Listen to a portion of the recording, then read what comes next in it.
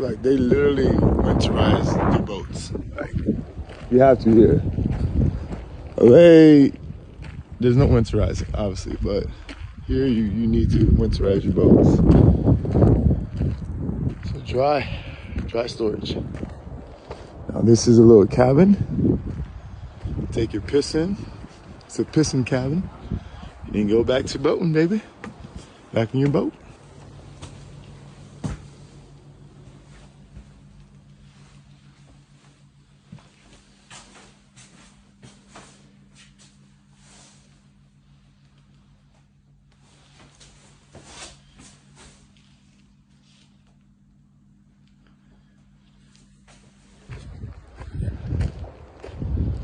So yeah, with the sailboat, these are the keels.